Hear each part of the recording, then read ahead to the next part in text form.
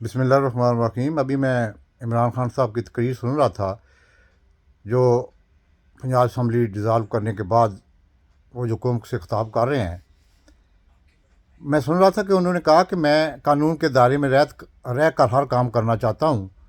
کیونکہ اگر میں چاہتا تو ملک میں انتشار اتنا زیادہ ہو جاتا کہ میں خود بھی میرے ہاتھ سے بھی کام نکل جاتا۔ آپ کو یاد ہوگا کہ 25 مئی کو جب میں نے لانگ مارچ کی ابتدا کی تھی پشاور سے، تو لاکھوں لوگ جو ہے نا وہ ڈی چوک تک پہنچے ہوئے تھے، لاکھوں لوگ۔ لیکن جب میں نے صورتحال کا جائزہ لیا کہ پاکستان میں انسٹیبلٹی اتنی زیادہ ہو جائے گی کہ پاکستان کو خطرات لاحق ہو جائیں گے، تو میں نے ایک رات کے بعد جب صبح میں پہنچا تو میں نے کوشش کی کہ اپنے کارکنوں کو پرامن رہنے کے لیے، حالانکہ جو اس دن میری پارٹی پہ ظلم ہوا جو میں بیان نہیں کر سکتا، لیکن اس کے باوجود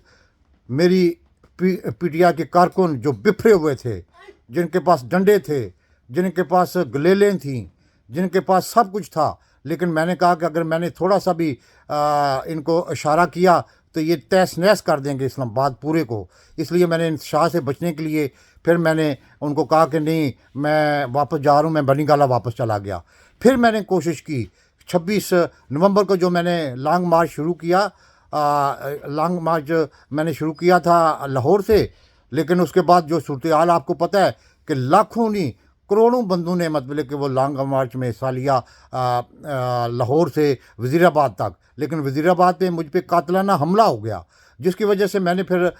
دیکھا کہ میرے تو یہ جان کے بھی دشمن بن گئے ہیں۔ تو میں نے اس زخمی حالت میں بھی عوام کو مطلب کہ اپنے قابو میں رکھنے کے لیے دوسرے دن کہا کہ نہیں، کچھ نہیں ہے، میں ٹھیک ہوں، آپ اپنے اپنے گھروں کو واپس جائیں۔ آپ کو سب کو یاد ہوگا، کیونکہ میں قانون کی اندر رہ کر انتخاب چاہتا تھا۔ میں اگر انتشار چاہتا تو ایک دن میں سب کچھ تہس نہس کروا دیتا، لیکن میں نے ایسا نہیں کیا۔ اس لیے میں نے پھر 10-15 دن کے بعد جب 26 نومبر کو میں نے راولپنڈی میں جو جلسہ کیا، اس میں یہ کہا تھا کہ اگر میں چاہتا تو میں یہ انتشار اس پورے ملک میں پھیل سکتا تھا۔ میں نے اس انتشار کو روکا، سب دنیا کو پتہ ہے، پوری دنیا جانتی ہے اس چیز کو، لیکن میں نے اس کو روکا، اور میں نے پھر اس دن اعلان کیا کہ میرے پاس قانون کے دائرے میں رہتے ہوئے یہ میرے پاس اختیار ہے کہ میں جو اپنی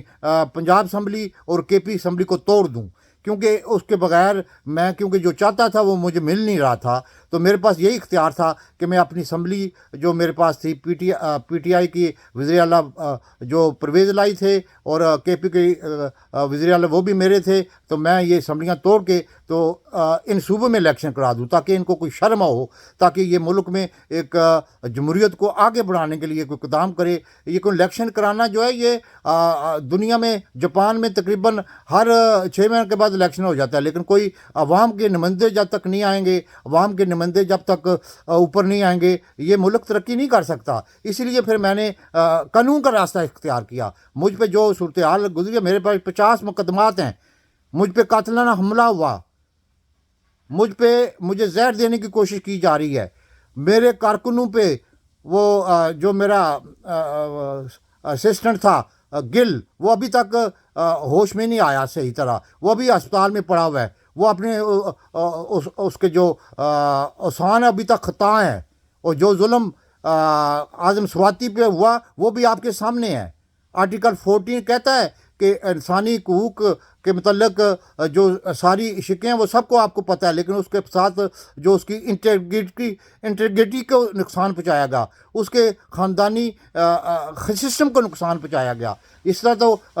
امریکہ میں گانتانو موبے نے بھی ہوا تھا، دشمن کے ساتھ، طالبان کے ساتھ نہیں ہوا تھا جو ظلم میرے ان کارکنوں پہ ہوا تھا، لیکن اس کے باوجود میں نے اپنے آپ کو کنٹرول میں رکھا۔ میں چاہتا تھا کہ ملک میں الیکشن ہو، تاکہ الیکشن سے جو بھی عوام منتخب کرے اس کو حکومت دی جائے۔ آپ کو سب کو یاد ہوگا کہ ہر موقع پہ میں نے یہی کوشش کی، ہر موقع کے میں نے یہی کوشش کی کہ ملک میں الیکشن ہو۔ مجھے الیکشن نہیں دیا جا رہا تھا۔ ابھی میں نے جو کل رات مجھے کامیابی ملی ہے، وہ ایسے نہیں کامیابی ملی۔ آپ کو پتہ ہے ضمیروں کا سوداگر آصف زرداری آ کے بیٹھ گیا تھا، لیکن اس کو اللہ تعالیٰ کا شکر ادا کرتا ہوں کہ میرے جو ایم پی ہے ان کا میں شکریہ ادا کرتا ہوں، ان کو میں خراج تحسین پیش کرتا ہوں، اور پرویز لائی کو بھی خراج تحسین پیش کرتا ہوں۔ وہ ڈٹے رہے، وہ ناکام واپس ہوا، حالانکہ وہ ضمیروں کا صداقت تھا۔ اس نے بریف کیس ہاتھ میں لیے ہوئے تھے، لوگوں کو 1 ارب 20 کروڑ تک آفر کر رہا تھا، لیکن اللہ کا شکر ہے کہ میری ایم پی اے ڈٹے رہے، انہوں نے بکنے سے انکار کر دیا۔ اور پرویز لائی کو بھی میں خراج تحسین پیش، اس نے کہا کہ جو مرضی ہو جائے میں عمران خان کا ساتھ نہیں چھوڑ سکتا، کیونکہ اب صورتحال ایسی ہے۔ حالانکہ ہر حربہ استعمال کیا گیا، بیوروکریسی کو استعمال کیا گیا، اسٹیبلشمنٹ کو استعمال کیا گیا، راتوں کو فون آتے رہے، ان کو دھمکایا گیا،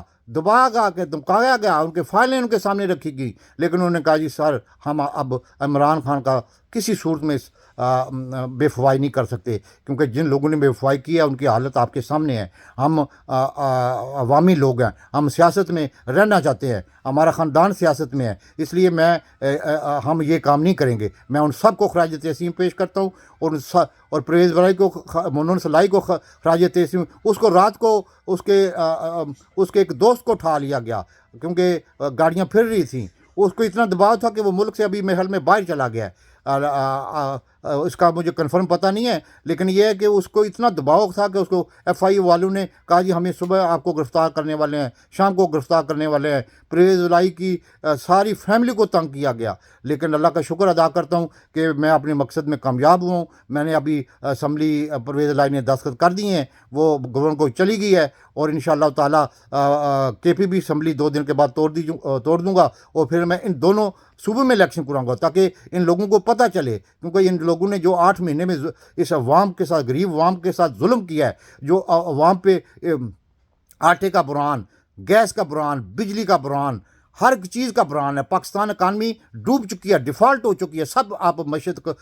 کو سے پوچھیں، پاکستان زندہ باد۔ اور پھر کھانگ آ گئی سی لنگ بنانی سی،